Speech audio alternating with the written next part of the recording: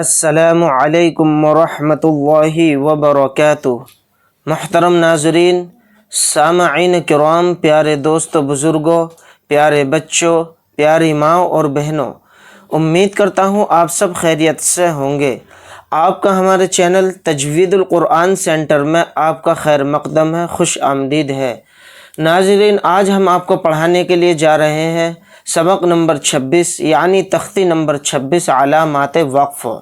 یعنی قرآن کریم ہم پڑھ رہے ہیں، کسی آیت کو ہم پڑھ رہے ہیں اور پڑھتے پڑھتے ہم نے سانس توڑ دیا، تو کیا ہم ایک حرف پیچھے سے ملا کر پڑھیں گے یا نہیں پڑھیں گے؟ تو آج اس سبق سے انشاءاللہ ہم سیکھنے والے ہیں کہ کہاں کہاں اگر ایسی علامت آئیں گی جس طرح سے یہ لکھی ہوئی ہیں علامت، اگر یہ قرآن کریم میں آیت کے درمیان میں آ رہی ہیں تو کیا حکم ہے، اور کیا سانس ان پر توڑنا چاہیے یا نہیں توڑنا چاہیے؟ تو انشاءاللہ آج اس سبق میں ہم آپ کو مکمل انشاءاللہ بتانے والے ہیں۔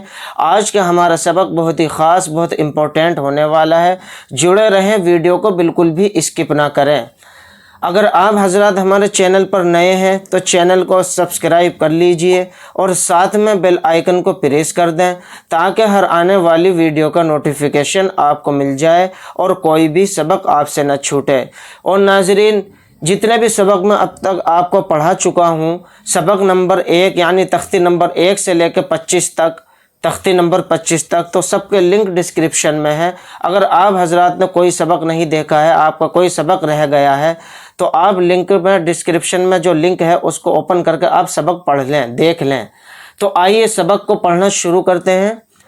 اعوذ باللہ من الشیطان الرجیم، بسم اللہ الرحمن الرحیم۔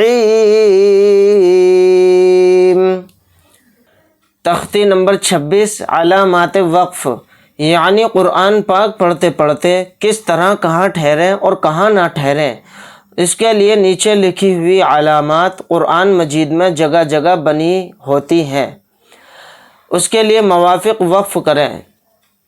تو سمجھتے ہیں کس طرح سے، یہ تو علامات ہیں اس میں، اور یہ اس کی تشریح ہے۔ تو علامات یعنی اس طرح کے جو نشانات ہوتے ہیں قرآن کریم کے اندر، اس سے ہم پہچان کریں گے کہ کس طرح سے قرآن کریم میں آیت کریں، سانس توڑیں یا نہ توڑیں۔ تو سب سے پہلے سمجھتے ہیں ایسے گول دائرے کو، ایسے گول نشان کو، یہ علامات ہے۔ اس علامت کو آیت کہتے ہیں، یہاں ٹھہرنا چاہیے۔ دھیان سے سمجھ لیں آپ، جہاں بھی قرآن کریم کے اندر اس طرح کی آیت آئے گی، گول دائرہ آئے گا، تو یہاں پر ٹھہرنا چاہیے۔ پھر اس طرح سے جو اردو کا یہ 5 بنا ہوا ہے جو علامت ہے، یہ آپ پہچان کر لیجئے دھیان سے۔ یہ مثل آیت یعنی گول دائرے کے حکم کے ہیں، تو یہ یہاں بھی سانس توڑنا چاہیے۔ یہ میم اس طرح سے اگر آیت کے درمیان میں آتا ہے، بنا ہوا آتا ہے، تو یہ وقف لازم کی علامت ہے، اس پر ٹھہرنا ضروری ہے، اہم ہے۔ یعنی اس طرح کا اگر میم آ جائے گا کہیں قرآن میں پڑھتے پڑھتے، تو وہاں پر سانس توڑنا چاہیے، لازم ہے، اس کو وقف لازم کی علامت کہیں گے۔ اب آگے سمجھتے ہیں ہم، اگر اس طرح سے فوا بنا ہوا آئے قرآن کریم کے اندر، تو وقف مطلق کی علامت ہے، اس پر ٹھہرنا چاہیے۔ یعنی دھیان سے دیکھ لیجئے، یہ فوا اگر آیا قرآن کریم کے اندر آیت پر، تو یہ وقف مطلق کی علامت ہے، اس پر بھی ٹھہرنا چاہیے۔ یعنی اس میں لکھا ہوا اس پر ٹھہرنا چاہیے، تو ضرور ٹھہریں گے۔ تو یہ کب ٹھہریں گے ہم؟ جب ہمیں معلوم ہوگا۔ تو آپ دھیان سے اس کی پہچان کر لیجئے، اور قرآن کریم میں جب آپ قرآن پڑھ رہے ہوں تو اس کو دھیان سے دیکھیے کہ اس طرح کی علامات آ رہی ہے تو یہاں پر سانس توڑنا چاہیے یا نہیں توڑنا چاہیے۔ جو میں بتا رہا ہوں اس کو فالو کیجئے۔ اب آگے سمجھتے ہیں، اسی طرح سے جیم جو علامت ہے، وقف جائز کی علامت ہے، یہاں ٹھہرنا بہتر ہے۔ زا جو علامت ہے، یہاں ٹھہرنے کی اجازت دی گئی ہے۔ ایسے ہی ہم سمجھیں گے صاد، یہاں ضرورت کے وقت ٹھہر جائیں تو رخصت ہے۔ یعنی صاد جو علامت ہے، یہاں ضرورت کے وقت ٹھہر جائیں تو رخصت ہے۔ اب آگے سمجھیں گے قاف، یہاں ٹھہرنے میں کوئی حرج نہیں ہے۔ اب ایسے ہی سمجھیں گے کاف، اس کا مطلب یہ ہے کہ پچھلی آیت میں جو علامت آ چکی ہے وہی یہاں بھی ہے، یعنی یہاں ٹھہرنے میں کوئی حرج نہیں ہے، یہاں بھی کوئی حرج نہیں ہے۔ جس طرح سے بڑے قاف میں ہے ایسے چھوٹے کاف میں ہے۔ اب آگے ہم سمجھیں گے علامات معا اور تین تین نقطے۔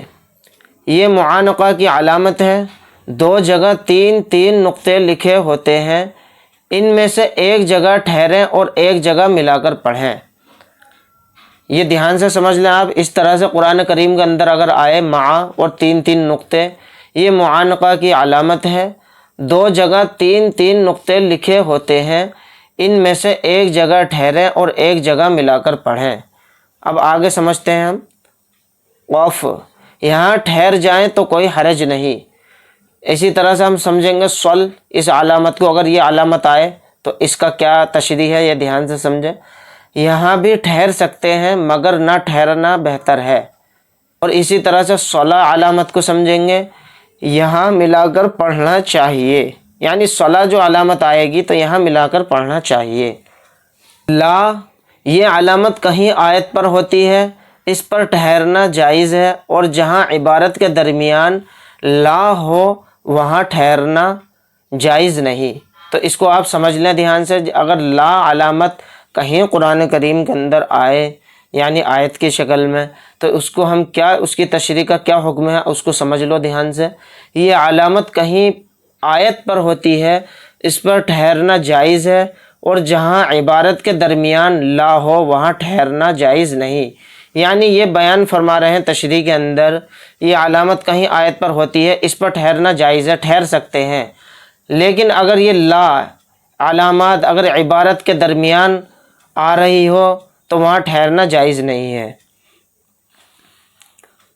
سین یا سکتہ، یہاں تھوڑی دیر آواز بند کریں مگر سانس نہ ٹوٹنے پائے۔ سین یا سکتہ علامت اگر قرآن کریم کے اندر آئے تو یہاں تھوڑی دیر آواز بند کریں مگر سانس نہ ٹوٹنے پائے۔ وقفہ، یہاں سکتے سے زیادہ آواز بند کریں اور سانس نہ ٹوٹنے پائے۔